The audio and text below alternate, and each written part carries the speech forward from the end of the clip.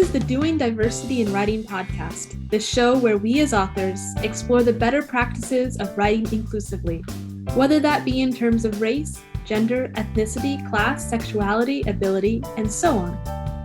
Why are we here? To bring more depth and breadth to the characters in our fiction and represent them in the best way possible. My name is Bethany A. Tucker, and with me each week is my co-host, Mariëlle S. Smith. Ready? Let's dive in.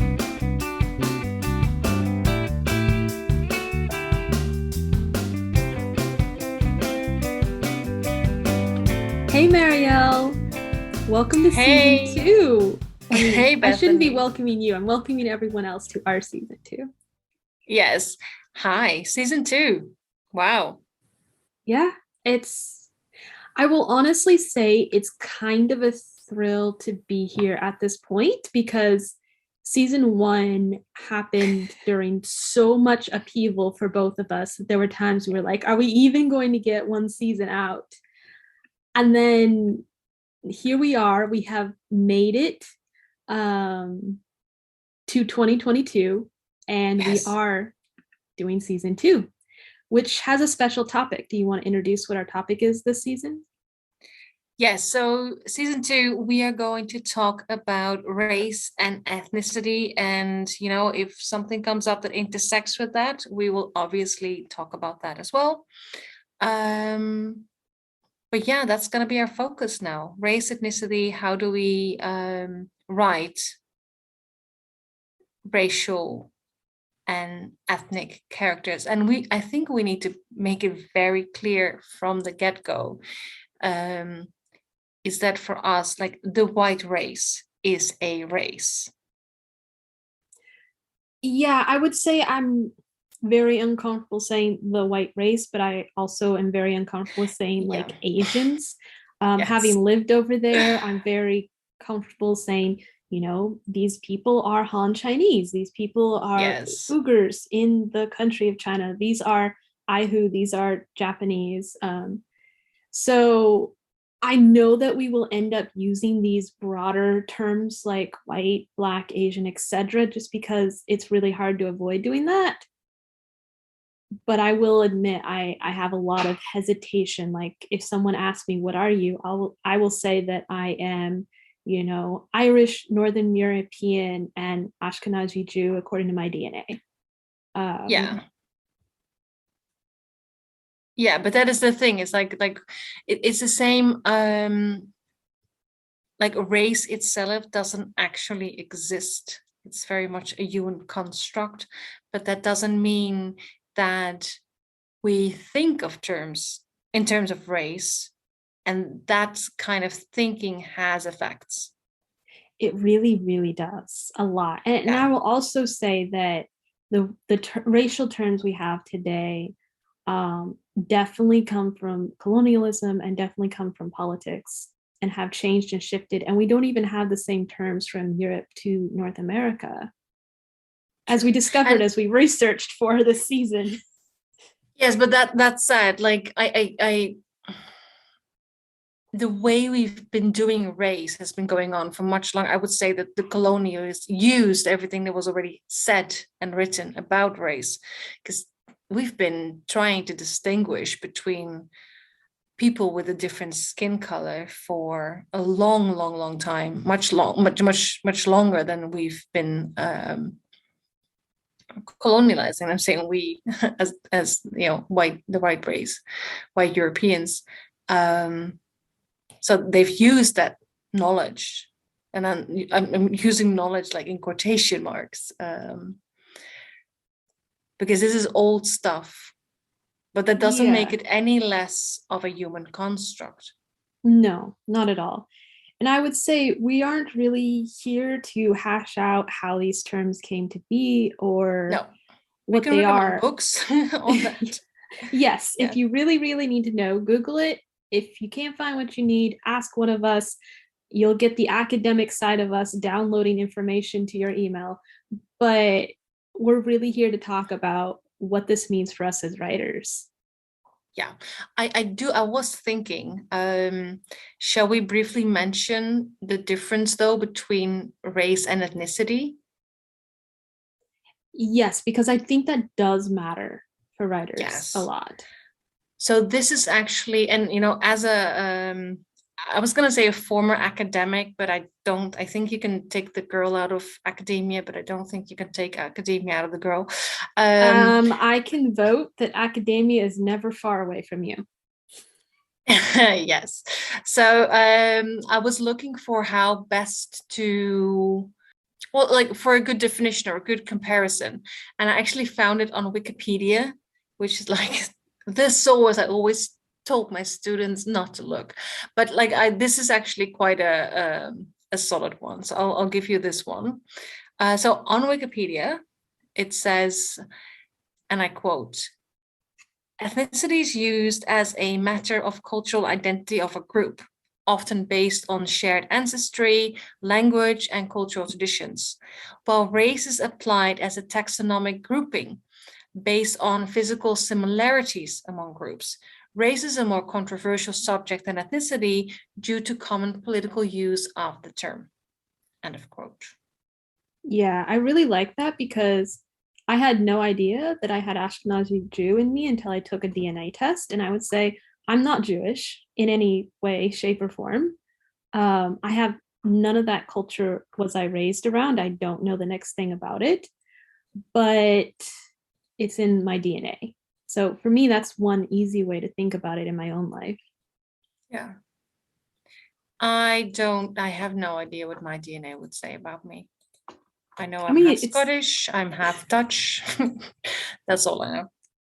I found out that at one point in time, boaters from Africa, so people with very dark skin, I don't know what tribe or region exactly, but people from Africa were up and down the coast of what is now the United Kingdom and Ireland. So technically, people could have intermingled like over 1,000 years ago on the coastlines. Yeah. So I have no idea. But then again, and this is a mass generalization, Europeans are not as obsessed with roots and ancestry as like every American I've ever met knows that they're like 1/32 part something, right? That is not really I think that's because we have less of a grounding in history. All of our most of our cities probably look very new. There's less, like when I went to Asia, I mean, my story mind got so excited because you could see history, you could see the story of a people, of a kingdom, etc., all around you. And here, it's like that building was 60 years old, and in 20 more years, it can be a national landmark. Yeah, I remember the first time I had some when I was studying in Ireland in University College Dublin.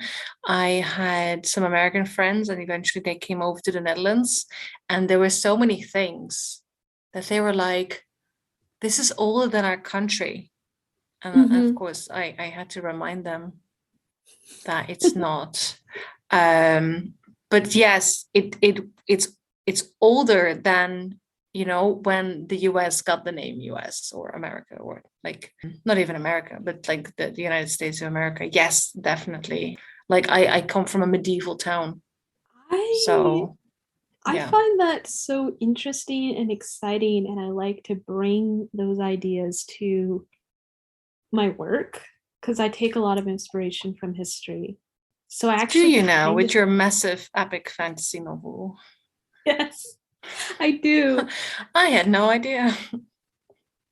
So yeah, sense of place is really interesting, and I think it's something that is not as strong in the US, especially out west. People move around so much, they don't know their land ancestors, they don't know what came before. It's just our local Walmart's over there, and that's our grocery store, and we go to work. Yeah, which doesn't make for an exciting fantasy novel or something. No, hence probably the obsession with where do we come from. Yeah, which is, it's interesting how that does that, the grounding, and that being rooted or not having roots. Yeah, if you think about a Charles Dickens novel, which is set in England and France, his deep, detailed descriptions has so much to do with history without saying it's history. The sense of place comes across so strongly in his work. Yeah.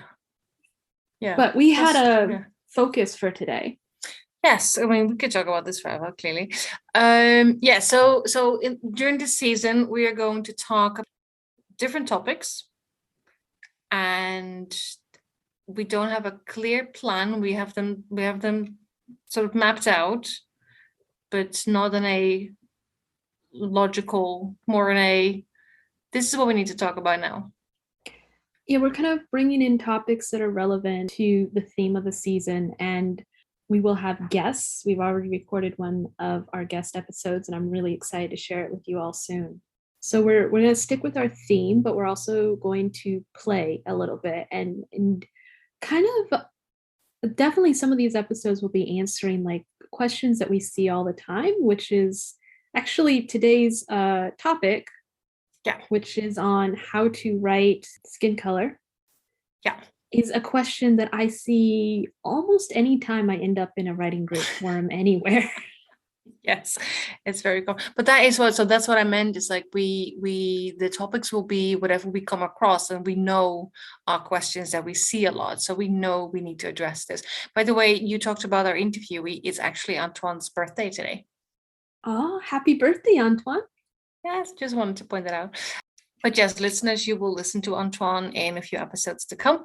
But yeah, so today we're going to talk about skin color. Yes. How to write skin color. How to write it, how to talk about it, how to acknowledge it. Yeah.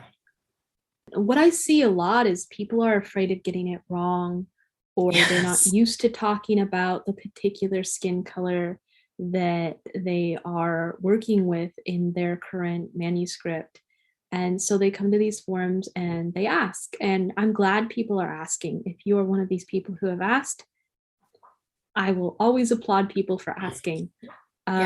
So we've done this in our own books to a certain extent. So this is something we've done ourselves. And we also, looked at best practices that other people have talked about, and we've kind of synthesized some of this today. Yes. And like you said, like this is one of those questions that you see everywhere. And like you said, like I'd rather that people ask, even if they feel uncomfortable, because they feel like they should know how to do this. The thing is that, and we talked about this before, is that the norm is white characters. Yes. And we tend to only describe, this is of course what we talked about when we talk about marking versus the unmarked versus marked, is that the norm often doesn't get marked. So we only tend to describe something when it's not us, when it is different. Yeah, I don't know how many books I cracked open in preparation for this episode where a character of Northern European descent, they had their eye color described, their hair color described, but their skin color was never described. But if there was someone who wasn't white described, then their skin color might be described. And this happened over and over and over again. Yeah. And I was like, well, we're not marking the unmarked, definitely. Yes. And so I would say that some of the examples that I came up with for today, like just looking, I basically did, and this is just a tip for everyone, what I because Bethany actually cracked open some actual books. Well, most of my novels are still in the Netherlands, so I have a few. But what I did is I took my Kindle, I started searching for words like skin and complexion. And then just see how the authors of the books that I have on my Kindle were dealing with that. So we just did that kind of research just to give you some examples of what are perfectly normal ways to describe skin. But before we go to the how to do it, let's start with the clearest, do not do it this way. Like there is a very clear don't when it comes to writing skin color. Do you want to take that? Sure. So the first very clear don't, and this is the biggest, is do not compare skin color to food. Just don't do it.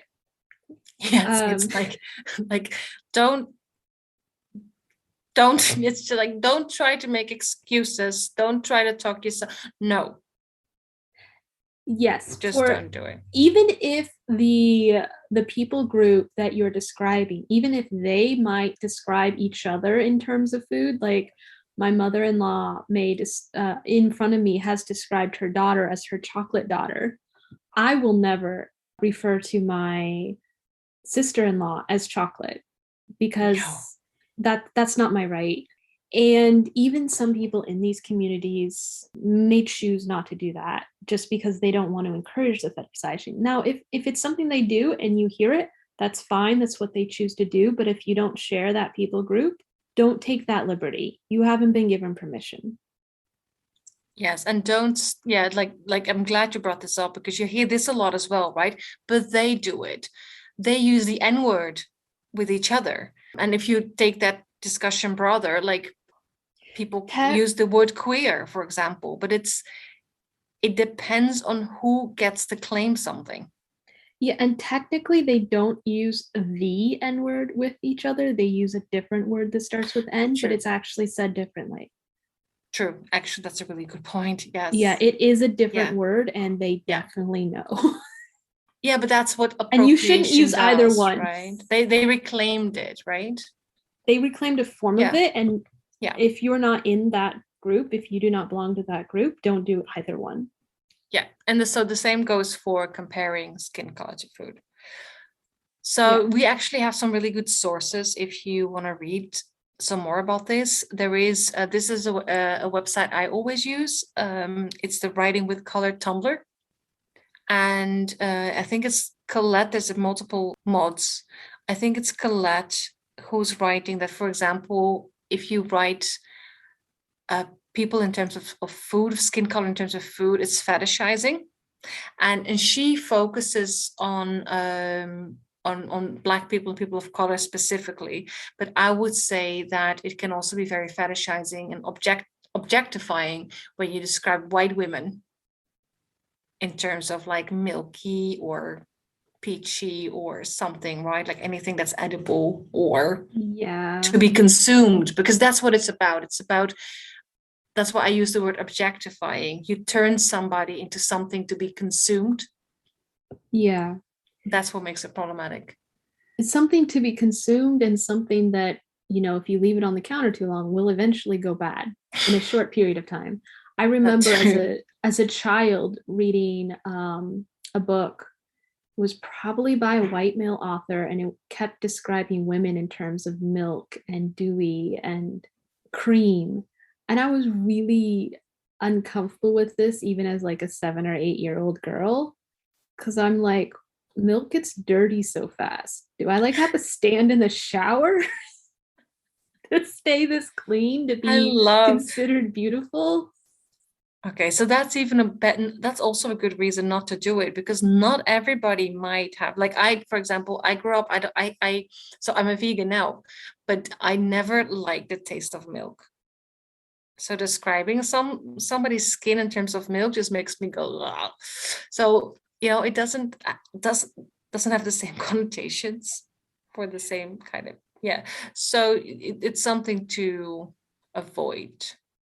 It's something to avoid. I'm not saying that if like someone is working with, like, there's a YouTuber from China. I haven't checked her in a while, but she uses natural products, some of which include items that could be food, to create like historical makeup. So yeah, you could, if you were writing about someone watching this, you could say, this flour that she ground up was the same color as her lips. You can still do that because that's objectively what's happening as part of this event that's taking place. But you wouldn't say she had lips of the rose or something. Well, that's actually because flowers are mentioned as an alternative. Yeah. So I was thinking on this post specifically of like food that was being prepared to be eaten. Okay. So like the buds on it, and then there's like a fruit. So you wouldn't describe she had lips of whatever kind of fruit. I'm forgetting fruit from that area of the world. I can't speak English, but you could use the name of the flower. Yeah, that's usually all right. Yeah.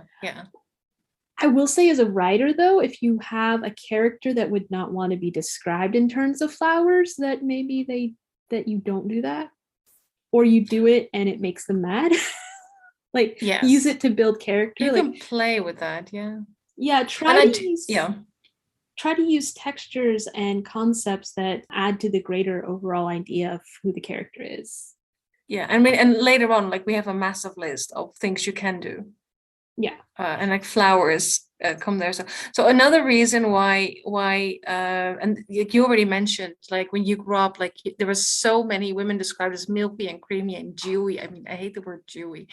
And the writing with color Tumblr mentions as well, like, it's cliche, right? So even if it wasn't fetishizing, and especially in terms when we talk about Black people, people of color, when you talk about like coffee and chocolate, those are considered extra problematic because it's directly rooted in our colonial past and the slave trade. Mm-hmm. But then, she says it's also just cliche, and we are writers and we don't want that. We don't want to do cliche, right? So just stop doing it, even if you do not agree with what we just said, right? Because I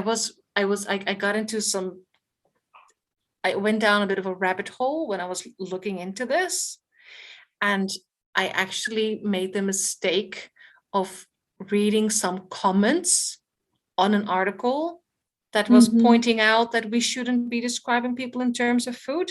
And this person was like, but it's a compliment. And that just made me think of, if we're being catcalled and we show that we don't appreciate it, that the person catcalling us will say, you should be happy that we are giving you attention, or that we even want to acknowledge you as being good looking enough to be looked at in this way, right? And I'm like, no, it gave me all the wrong. Don't get me started on that. It's happened to me, and it's definitely actually led to a dangerous situation. Yes. But it just that comment, like, but it's meant as a compliment, you shouldn't be. And I'm like, no. If you're listening to us and you think, but it can be a compliment, there are millions of other words that can be considered like great for that, right? Exactly. So get more creative. Yes, and that's what this episode is going to be about. So there's one exception to the food. Yes, I was just going to ask about that. Like, how do you feel about that one? So it's the word olive, and it is a bona fide color word. Like, I took art class, and this is a color that has no other word for it. Yeah. You also have olive green, there's olive wood. So I think this is actually a word that can be used, because not the only thing invoked is actual olives, and olives come in such a wide range of color that it's also not saying this olive, because there's more than one color olive. So I believe it is referring to the color itself when you use the word olive for someone's complexion. I think it's what you said. It's when you compare what they call olive skin, like on those skin charts, right? Mm-hmm. And if you it looks nothing like an olive, right? But it does look more like olive wood. Yes. And wood colors are actually one of those safer alternatives. Yes, which we will bring up later. Yeah. So I just wanted to mention it because people can be like, once people get on the defense, they can be like, but olive is a food. I'm like, yes, but we were not talking, because we're not describing, unless you're writing some really nice fantasy novel, or you're describing somebody who's about to puke. When you use the word olive, you don't mean it in the green sense. Oh gosh, yes. Yeah. So specifically for characters that would be considered Black, we do have one book we would like to recommend if you want to dig deeper. Yeah. Do you want to introduce it? Yeah, it's a book by Salt and Sage.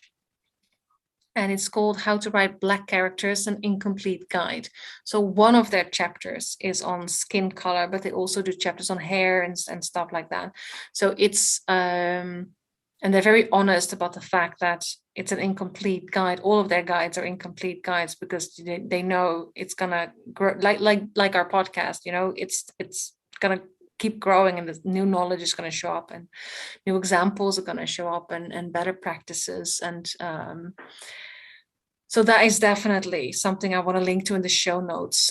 It will be in the show notes. I really appreciate how these guides by Salt and Sage are put together, because they have Salt and Sage is a company that offers services to writers, editing and sensitivity reading.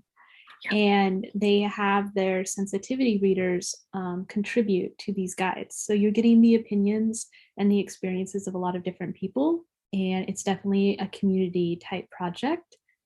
And that brings more perspective. And I find that to be a much more reliable type resource, is when you're bringing in a lot of people's perspectives.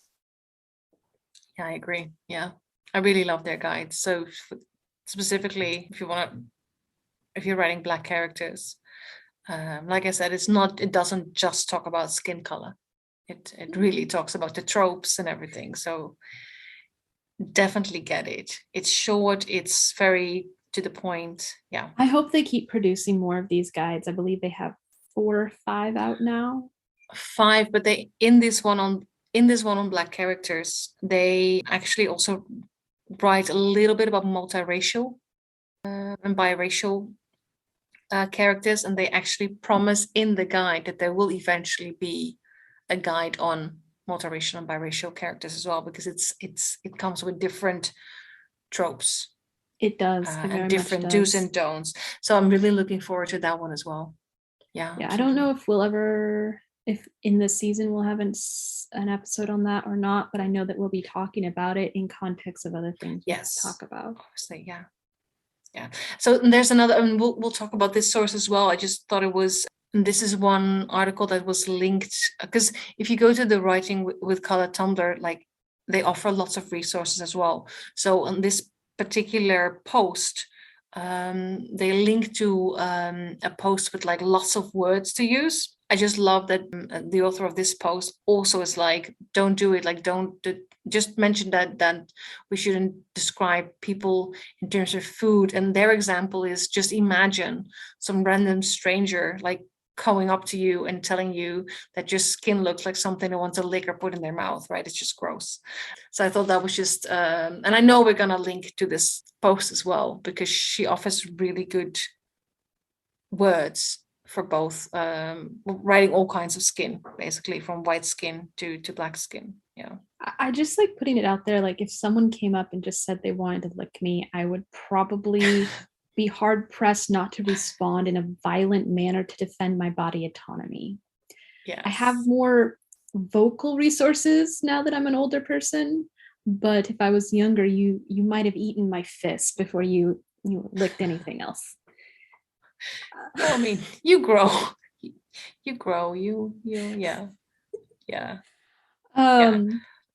There's and another. Also, what?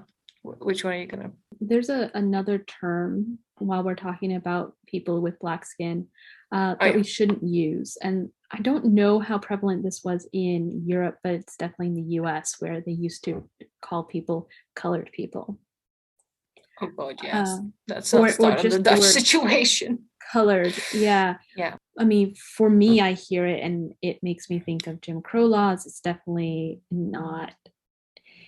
It has a complicated history where some people definitely would identify that way, but I wouldn't say that they identify that way anymore. And rule of thumb is err on not using it, or use it if you're writing historical books and that is the correct term at the time. But if you're using it historically, you definitely get a sensitivity reader and know what you're doing with the time period you're writing in.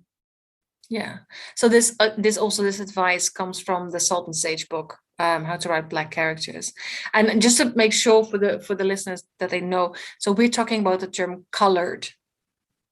Because we do say Black people or people of color. Which is different. And while we're at that, I do want to say is that from the Dutch context, so this is depending on where you are writing in, like what sort of context, what place your story is set, this might be different in that particular culture. So for example, to say a person of color in the Netherlands, that is like one of the most demeaning things you can say if you translate it directly. That is just, for me, that all my, oh fuck, he's a racist alarm bells will go off, because that's, and the same, the direct translation of the word Black has really been reclaimed over the past decade or so. Okay. So you need to know your region, especially when you're handling some of these terms. For example, when I lived in Asia, China specifically, for what I'm going to say next, like girls who had been out in the sun a lot, they would say, oh, my skin's so black after they tanned, basically. And some people do get very, very dark over there. My husband is Black, and he's fairly dark for a Black person in the US.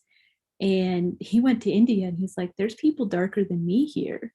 And there were people in China who were almost as dark as him. So if you're writing for that area, someone might call themselves or say that their skin is Black, but it doesn't mean that they are from Africa. And that's just something to know for your situation. People of the exact same heritage would refer to their skin as white, say in the winter, or if they had been very fortunate and able to cover their skin up and keep it light. So know where you are and what you're doing. And I wouldn't say you need to feel bad using those terms, because those are the terms people are actually using in the place they're using it. So do be there aware is some of that, class and beauty and classist tendencies for women trying to be white in China, and like covering up, and the more money you make, the less you work, the lighter you can keep your skin. And that's a whole nother situation that I won't go into right now, but it is there, and it has to do with skin tone. That was the Netherlands like 100 years ago. Like now it's more like, if you have my skin, which is quite pale and freckly, it's like, oh, so you'll never get a nice tan. So but sort of like my skin 100 years ago would have been like, people would be so jealous. and you're like, I can never go to the beach without a ton of sunblock. Exactly. Yes. All right. So, all right, we talked about that. We talked about by the way, you say China. You're saying sunblock, so I want to, because these are some of the sort of related questions that we come across, right? A lot of people don't seem to know that people with darker skin tones have to use sunscreen. They absolutely can need it.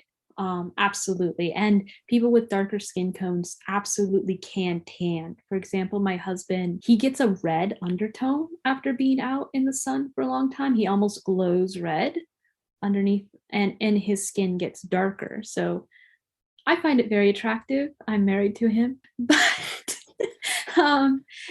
but it's an actual, it is, he can burn. It takes him days longer than it takes me to burn. With your Irish skin?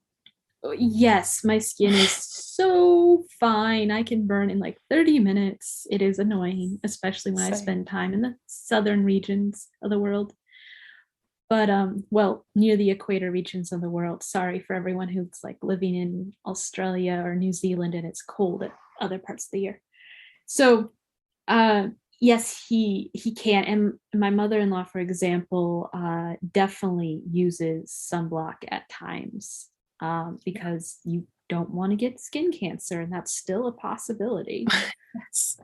Yes, it is. And likewise, another related question: do Black people and people of color, do they blush? Do they flush? Do they pale? Yes, absolutely, to all of it.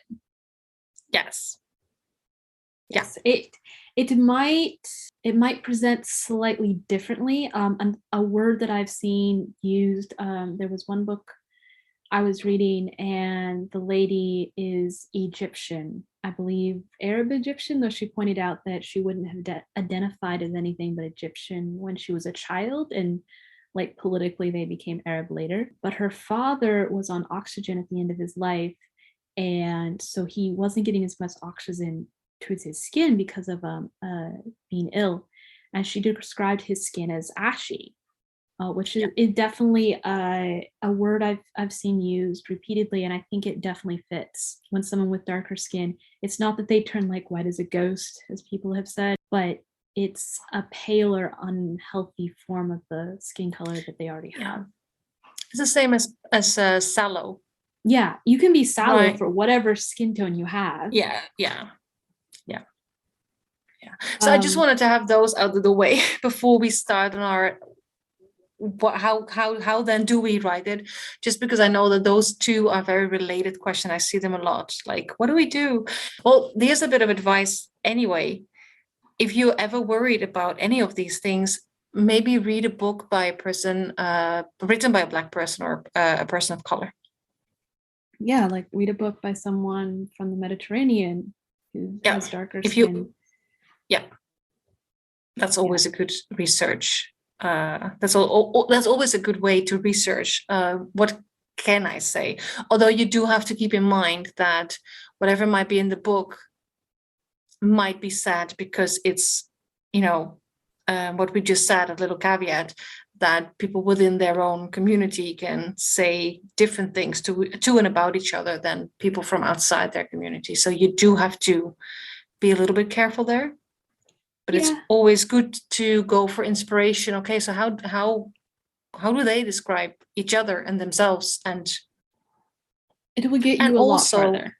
Yes, and also how do they describe white people? Because we don't often see descriptions of white people. Yeah, I've actually seen like white people described as red a lot because the people that they ran into were drunk sailors. And so there was a lot of red in people's skin. So they'd be like, those red-skinned Americans. And they totally meant something different. I'm forgetting which book I read this in, or maybe it was a historical piece. But I laughed because it was so right. It absolutely described the red-fleshed faces of the college students that I went to school with for a while when they'd come back from drinking. Yeah. So now you mentioned red. This is another absolute don't use the very basic terms red and yellow for Native Americans and Asian people respectively. Yes, it is. It's not the same as saying white or black even, or brown or beige or and breaking down the why would take us a long time to parse out. There are ideas of weakness and illness associated with yellow culturally in English that makes it less than positive, besides historical stuff, as well as like concept of wickedness and hedonism and the devil with red. So that's just like surface level reasons why not to do it. Yeah, but also, and this is something that I really want to stress throughout the rest of the episode, is that when you are describing someone, maybe look up what something actually looks like. And then you will find that certain terms just really, like you've described it as well in previous episodes, that like you have lived in Asia, right? Yes. Nobody's actually yellow. No one's actually yellow. No, but some of them are really white. Some of them have a really a darker brown complexion. So there is variety, and the same goes for Native Americans. Yes. Or indigenous peoples. So do look up who you are describing and actually compare, like put it next to something. Yeah. I'm just going to tell a little bit of a funny story. when I was a kid, I had this box of crayons, and it was new, and I was very excited about it. And I was trying to, I don't know if you had them in Europe, but we had these precious moment coloring books of these stylized people with overly large heads, like precursors to chibi type stuff now. I'm drawing a blank, but go ahead. Okay. There were these coloring books that was like, it was mostly like almost cartoon portraits of people that were supposed to be very cute and pretty. And I was trying to color the faces on some of these, and I asked my mother what pencil I was supposed to use. And I had recently understood that there were Black people and white people, and that I was supposedly white. And my mother and I had an entire discussion about this, because I literally picked up the white crayon and I shook it at her. And then I held it against my skin and I said, "Mama, there's a problem. I think they got it wrong." And she was like, "Well, they just use that as a term, but this is the right color." And she pulled out what was labeled like a flesh colored coloring crayon. And I didn't like it because it smeared all the time and got all the other colors in it and was always dirty. And I eventually like stopped coloring faces in most of the time. But it was just one shade, and there's so many different shades of color even in one community and one people group. So it's actually okay to like play with that and think about that. Like if someone's a sailor, they're going to have one tone. If someone works inside all the time, they may have another tone. Even in my own family, we joke that there's definitely some blonde Spaniard on one side or another, because two of my siblings tan and look almost Mexican in the way they like tan, or almost Spanish, because they just tan so quickly and they look gold. The rest of us tan and we turn like a burnt brown yes. or raw red. Yes, yeah. But that's the thing. Like, so I'm half Scottish, and I got my skin, my very pale skin, from my Scottish side. But before my dad moved from Scotland to Germany, and then he moved to the Netherlands where he met my mom, he was a sailor. So I remember my dad, and my dad died when I was really young, but I remembered him as one of the darkest colored people that I knew. Because he was always, when he was not working, he was fishing, he was he was doing something, he was always outside. He didn't do protection, right? I don't think I've ever seen him use sunscreen. So his skin in summer became a sort of leathery brown, this old. Like a deep tanned leather. Yes.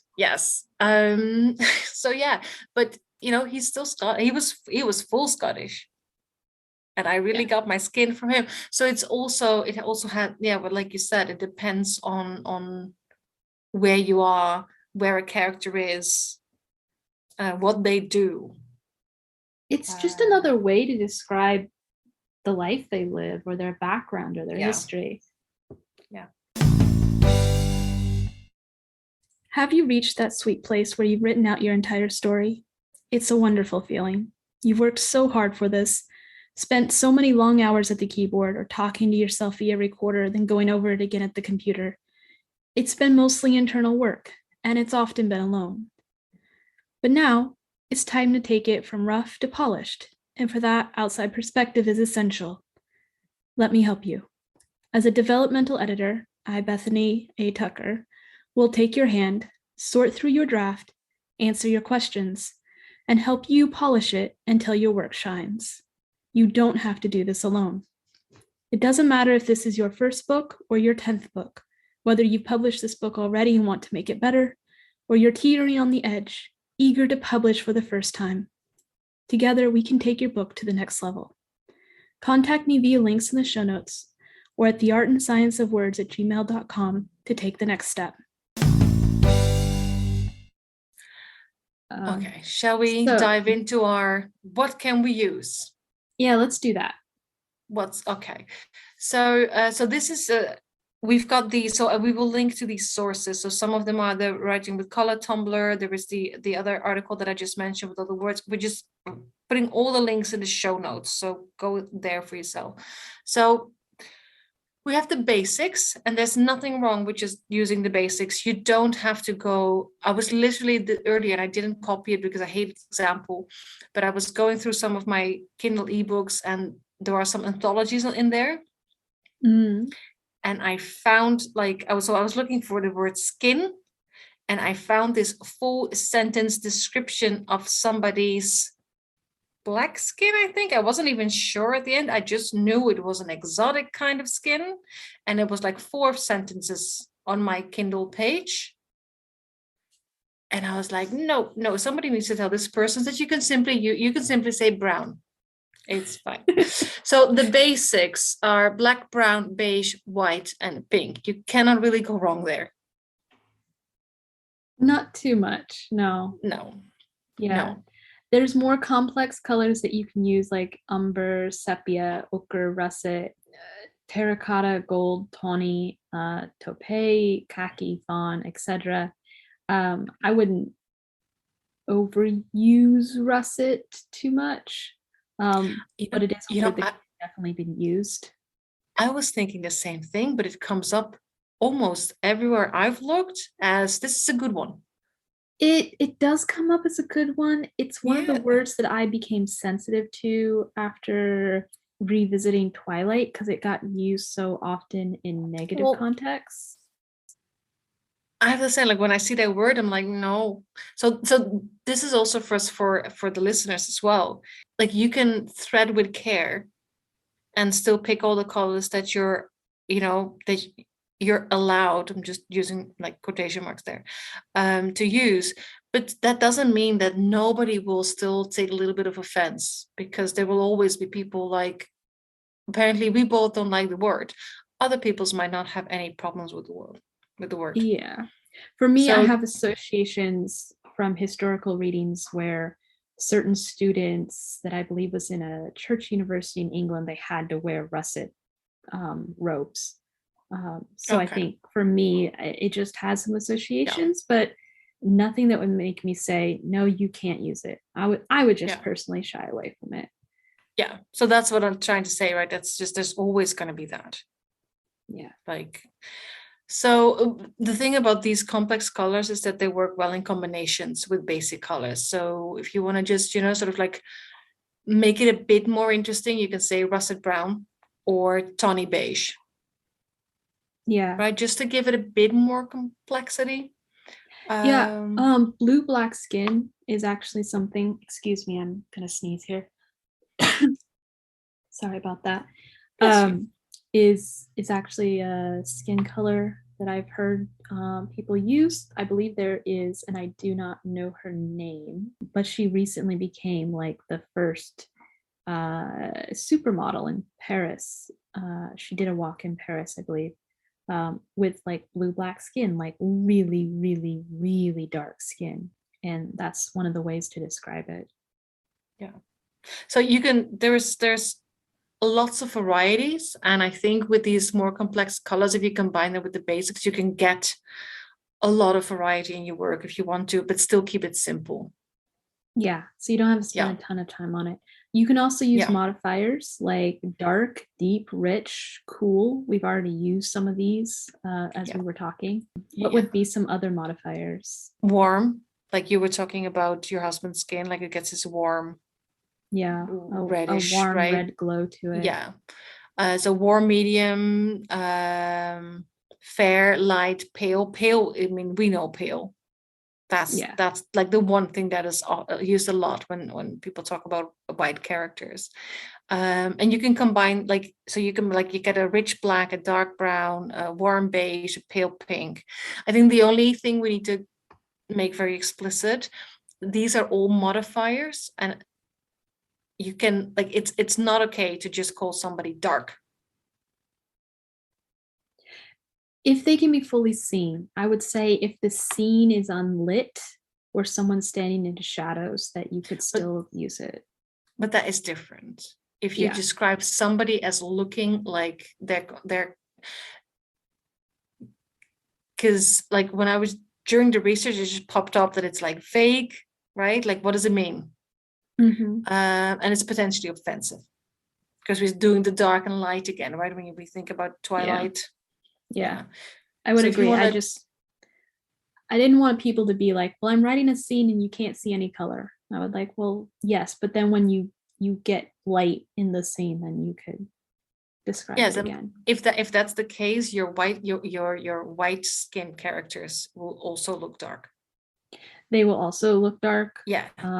They'll just be, unless you're as pale as I have been, in which case you kind of glow in the light, according to my husband, and he laughs because he can always see me in a dark room and I can't see him. Yeah, that's me when I when summer comes and I wear shorts for the first time. Yeah, it's like, oh, everybody's like, where's my sunglasses? There's really also funny undertones, and one of my favorite resources for like talking about color is, strangely enough, it's a series of books or a website or whatnot. It's called Color Me Beautiful, and it's actually been designed to help people choose clothing colors that complement their skin.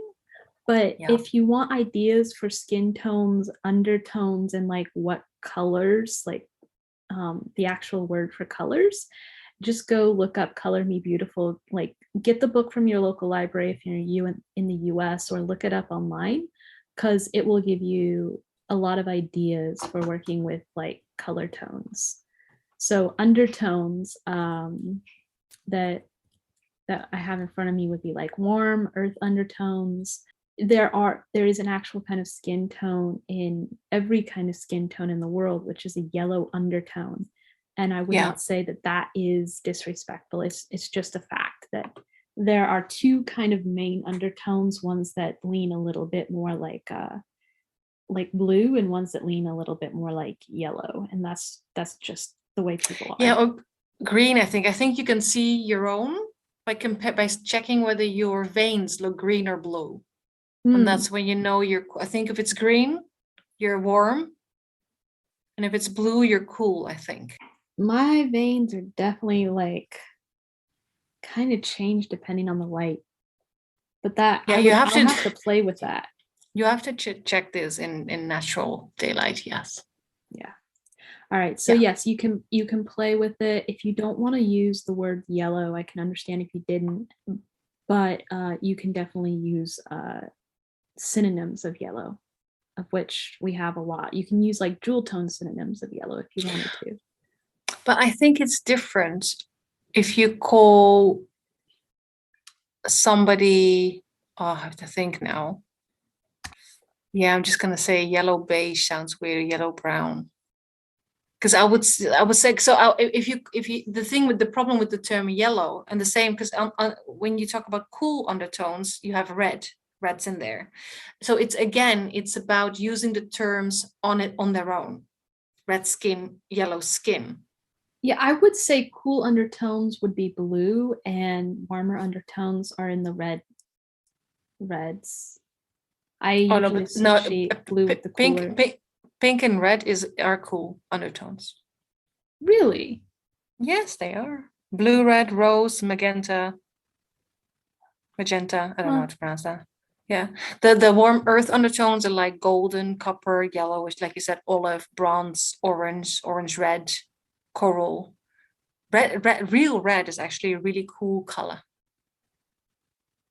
I've always grouped them completely opposite. Blues have always been the cool ones. Well, the red and the blues are not far apart. In terms of it, I've had my own version of that book that you described, right? So yeah, I've always known that this is funny, right? How we have connotations around certain colors. But I, for example, cannot wear pink or red or like vibrant blue. Yeah, I can because wear I don't blacks and really strong jewel tones and pinks and all that. Yeah, so then you have probably a cool undertone, and I have a warm undertone. Yeah, I'm considered a winter according to Color Me Beautiful. Yeah, I don't know what I would be, but I definitely cannot wear pink, red, blues. So, yeah. You're either a spring or a fall. Probably a fall. I like that better. Yeah. Fall's colors are a little stronger. Anyway, yes. Yeah. I just wanted to like, I have this one example from Cassandra Clare, obviously, because one of the cool undertones is silver. Mm-hmm. And I was just, as I was going through all the books I have on Kindle, this is from a short story about Magnus Bane and Alec Lightwood. And so Magnus, who is a person of color, he describes Alec in the following way. So Alec Lightwood is a white character. The moonlight turned Alec's skin silver and his eyes a darker, deeper blue, infinitely tender. So this is like how he uses sort of like a natural setting. Yeah. Yeah. So I just thought that was a nice, and it gives this really, just the description gives the whole scene this sort of coolness. Right? Yeah. I like it. Okay. So let's talk about getting creative, because this is what I really appreciate about the Writing with Color Tumblr. Is she, I don't necessarily agree with all the examples that she gives, but she does inspire us to get creative and just try different things. And this is where I've really learned for myself to actually look at what things look like when you describe them, instead of thinking that this is what it's called.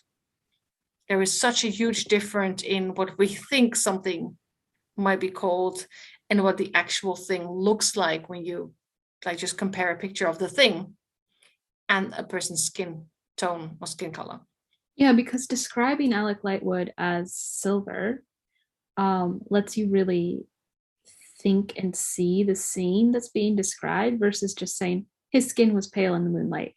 The reader just goes right over that. You've heard it 1,000 times. But when you say silver, you're drawn into the experience of the narrator who's describing what they see.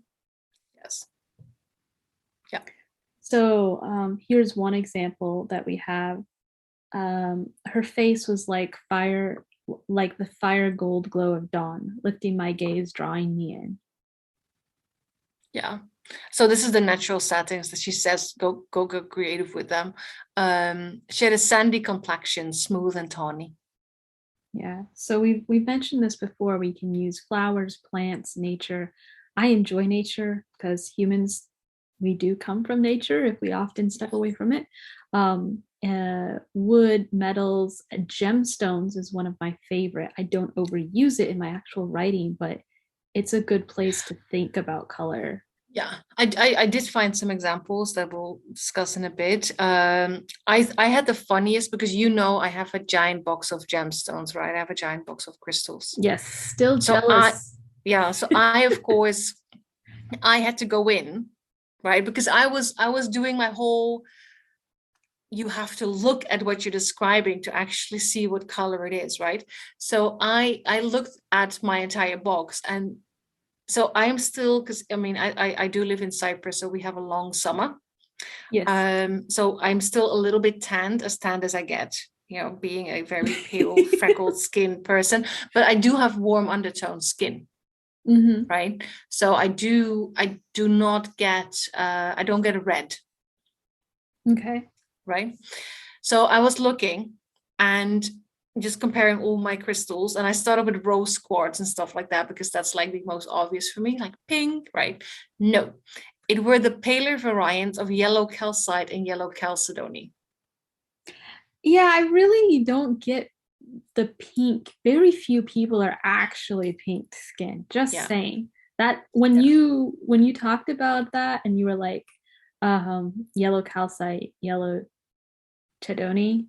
Am I Chalcedony? I think it's I don't know. Chalcedony. I don't know. Chalcedony. I was like, oh yeah, that totally makes sense. I have some citrine here. I think this is citrine, and it makes me think of some of the tones in your skin. Oh, that's great, because like citrine is like one of my favorites. Yeah, it was the first stone I thought of when I thought of your skin tone. Well, maybe I will, because I'm losing the bit of tan I have, so maybe I'll be more citrony. Yeah, but that goes to show, right? So it's like people could actually describe my skin It wouldn't be pink or white. No, so they could describe it in terms of yellow calcite. Yeah. Right. Yeah. So just a funny side, because this looking into this topic has opened my eyes even further. So that was a really fun thing for me. So by the way, we talk about skin. We use the word skin color. The writing with color Tumblr also gives a whole bunch of sort of synonyms for the term skin, right? So if you are writing, so things like appearance, blend, blush, cast, coloring, complexion, flush, glow, hue, overtone, and many more. We are giving you this so much in there. So we are giving the links. Just if you're like done writing the word skin, right? You can get so much more creative than that. Yeah. Yeah. Complexion is one I have used on occasion. Yeah. I don't like writing skin a lot. So I usually go for something like this. Yeah. So we have a couple more words here. Do we want to just run through them? Yeah, and I actually added these because that particular source writing with color, it does mention a few ways to write white skin color, but it's mostly focused on, also the examples are mostly focused on Black people of color. I actually say some of these would be perfectly fine for some of my friends from like Japan.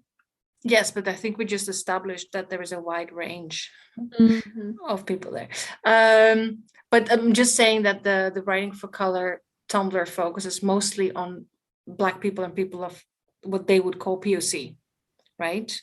So so this is from the article Tips on Words in Describing Skin for Writers. I basically took from that list words to describe white skin, because we've talked about marking the unmarked, and we both think it's important we start doing that, because if you mark a character who is kind of normative, and by actually saying or describing that they are white, that opens up possibility that they could have been something else. Yeah. And also, if you keep describing only your quote unquote other characters, your more diverse characters in your novels, and you do not describe your white characters because they are like we keep sort of like perpetuating that same divide. So I just thought it would be nice to give a list, and we are also including this link obviously, but I thought it was just nice to go through the list of ways to describe white people, white skin. So I'll read a couple of them. We have pale, which we talked about before, white, which I would argue very few people are actually white. Yes, but it is there. And then pink, again, I spent too many years in art class to actually think most people are pink, because I like never picked up that pencil. But you know who's pink? Who? Very pale white skin people who go on holiday and they will be pink from the next day onwards. They'll be pink and angry red and then flaky white. Yes, yeah. That's like kind of the progression. Yeah. Like if someone's blushing and they are lighter complexion, calling them pink definitely works if they actually blush. Yeah. Yeah. So the other ones are like light, and not all of them are like a compliment, right? No. Light, chalk, ivory, snowy, porcelain, pasty. I don't think pasty is ever a compliment. Pastel, lily, rosy, blush, beige again, sandy. Like, and there's more. Right? There's more to them. Yeah. And I would be careful using porcelain for women, because it's often associated with the actual porcelain, which is very fragile. So if you're using it for a female character, it can give the idea that she can break. So unless she is an actual fragile character, don't just start putting it like some characters are actually fragile, and that might be what you want to say, and that's fine. But if you're calling all of your lighter skinned women porcelain, you might be sending a message you don't want to send. Yeah, it also reminds me of Kurt from Glee. He was called porcelain. And it was not by somebody who wanted to be nice, right? Yeah. Yeah. Yeah. All right. So that's for people of the lighter skin tones. Yeah. So this list also, you know, it's a massive list, and they also offer lots of combinations for complex colors. But so these are just the ones I picked out, just a few. So if you're like, how do I describe white skin? Because there's not that much available. There is actually. There are quite a few options, because like what you've been saying as well, there is so much variety. Yeah. So here's an example from Anne Rice's Blackwood Farm. She's describing Lestat, which was her flagship character. His skin was a pale golden that offset his violet blue eyes wonderfully, and his hair was a true mane of yellow, tousled and curling just above his shoulders. Yeah, so pale golden.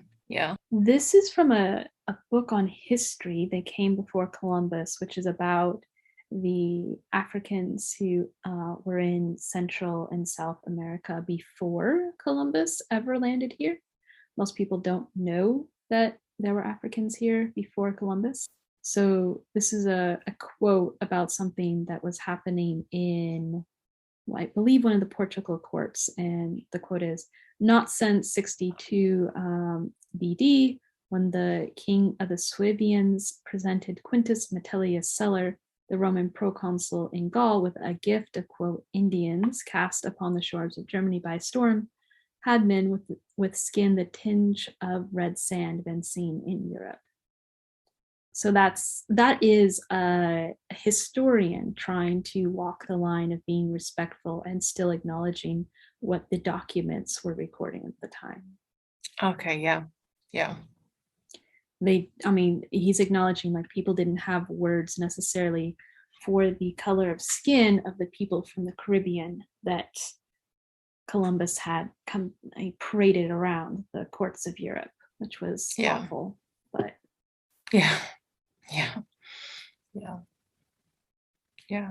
And I like, by the way, I see your nose, and you say a lot of authors use blonde hair and blue eyes, and that pretty much includes lighter skin, and that's just, yeah. Okay, pet peeve here. I'll be honest. There are so many blonde, blue-eyed characters, especially in romance or like heroic type fiction, that the percentage of blonde, blue-eyed characters in fiction far outstrips the actual percentage of the human population that is blonde and blue-eyed in reality. But that's because that's the norm. No, it's really not. No, I'm not.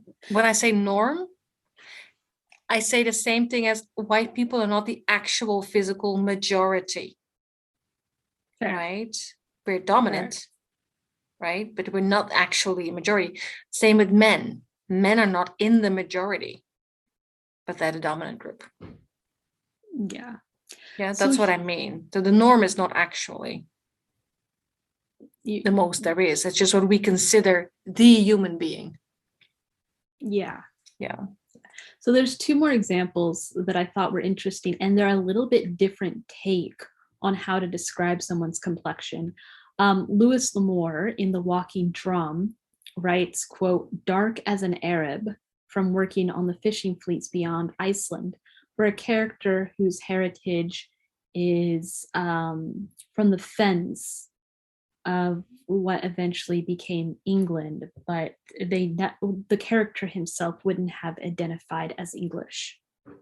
Mm-hmm. Or I'm not very good at the lines, so I'm saying England as the kingdom, might have been in Wales, but it's in the United Kingdom and on the same island as England. So don't say England as the kingdom.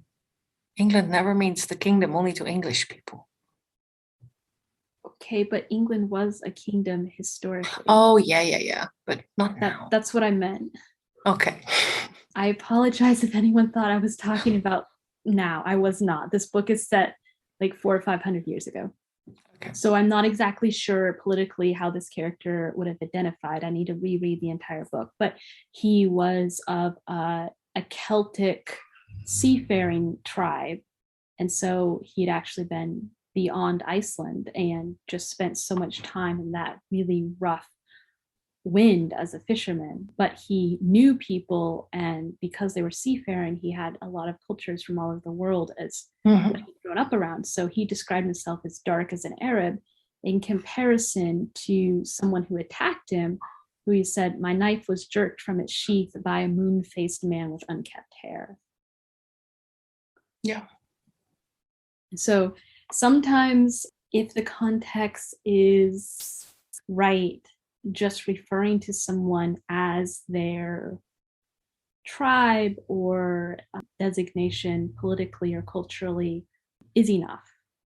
Yeah, I think that will go a long way. Yeah. Yeah. Yeah. I think it will go a long way for a lot of things. Yeah. If you say someone is Scottish with bright red hair, they're probably not going to assume that you're politically Scottish and immigrated from, say, Hong Kong, like a Scottish man I knew who looked completely Chinese to me, but he spoke with a Scottish accent and was very adamant that he was Scottish.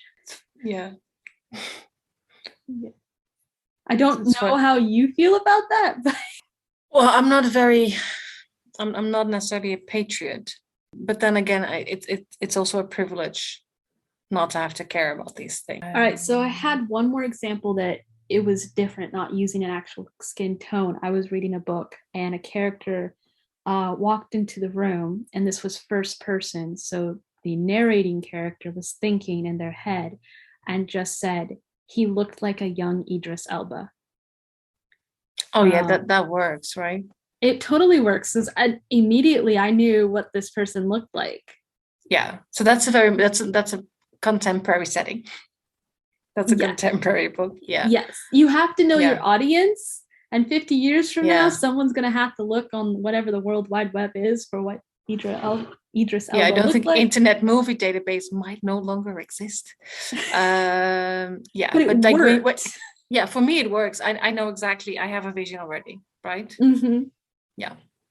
Yeah. Okay. So I also have some contemporary examples. So Antoine Bandelet, who is it's his birthday today, and we've interviewed him a while ago, and I'm not 100% sure when we are going to air the interview, but it will come soon. So I looked at one of his novels, The Gatekeeper's Staff, how he did, how he writes different kind of characters. So I love this example because it goes to show that yes, people with darker skin color actually, their skin changes when they can pale or they can flush, right? So he says, Mom's face when several shades lighter, a testament against her dark complexion. Despite the change of color in her skin, she acted as though she didn't hear TJ. So TJ is the main character. And then he describes his other character, who I think is called Martinez. So TJ, the main character, thinks he probably has some kind of Hispanic background. They're from New York, clearly, but there's something like that. So he describes his character as his skin was darker than midnight, stark against his short snow white hair and beard. And then, because I said there was also some, as an example, he also described later on in the novel, he described somebody as having obsidian skin. I've heard that one before. Yeah, so that's what I think actually that, because I also looked up Claire Sager, and we will be interviewing her as well soon. She has in one of her novels, their arms gleamed, skin shading from amber to smoked quartz. I like it. And I know I don't have it here, but I remember she calls one of her characters Jasper Brown, the skin color. Okay. Yeah, so that's something that she does. Yeah. Just to give you a sense of what other people are doing. Just exploring the full range of what color can be and how it can be described and the textures of it. Yeah. And that there are so many options, and you don't have to go overboard. Like I said, you don't have to have 4 sentences, 1 or 2 references, either direct or indirect, can go a really long way to mark a character in a specific way. I think the only thing I would be very careful with is while white hair, blonde hair, and blue eyes, we kind of know the person is white. Yeah. But the same doesn't go for brown hair and dark hair and brown eyes. Or if you're writing sci-fi, or a lot of people in Japan and China and Korea, their hair might actually be blonde. And they might have blue eyes because of contacts and going to a salon. So yeah, just saying.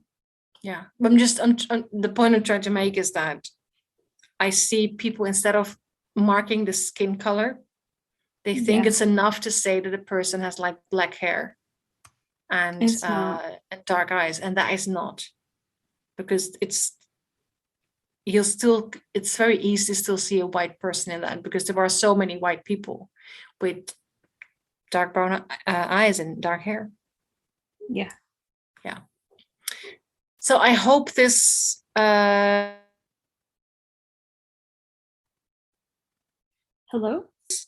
to see how other writers are doing it. Like I said, it's really the easiest thing to do if you have a Kindle, is to just, look for words like we just gave, like complexion, skin. Run a search through your Kindle or your other reading devices.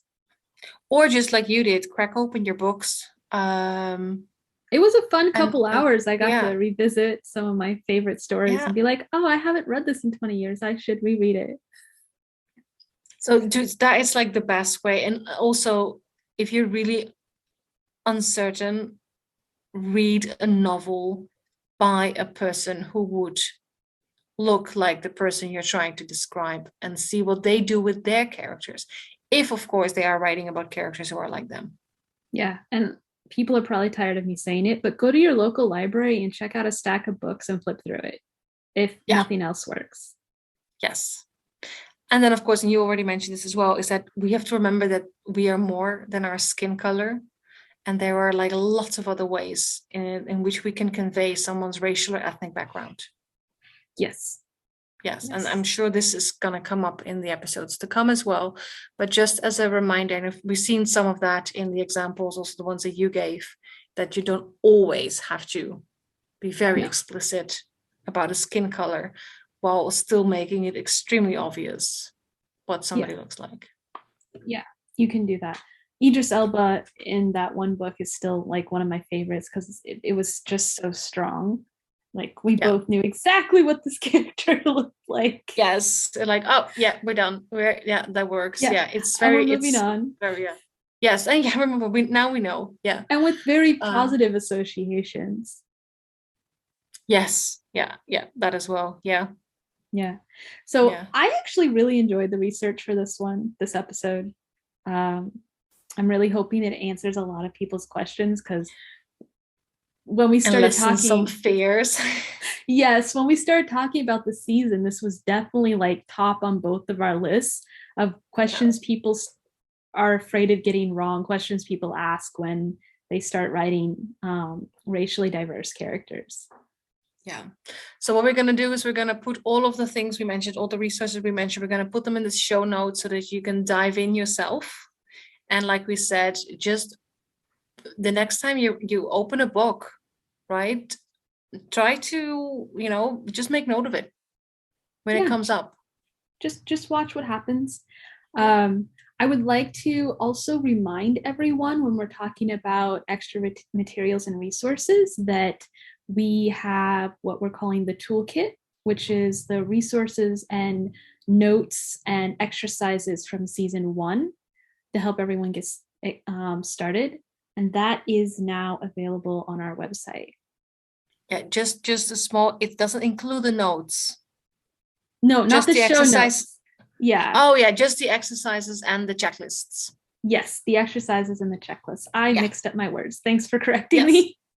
The show show notes are on the website if you want those, but the exercises and checklists, we put it all together. Mariëlle was amazing. And she's packaged it up into, I believe, a downloadable PDF. Yes. Yeah. So go to our website. It looks good. It's ready for people to visit. It has been for a while, and go check that out. Yes. And I will talk to you next week about our next topic. Yes. Talk to you all next week. Take care. Happy writing, everyone.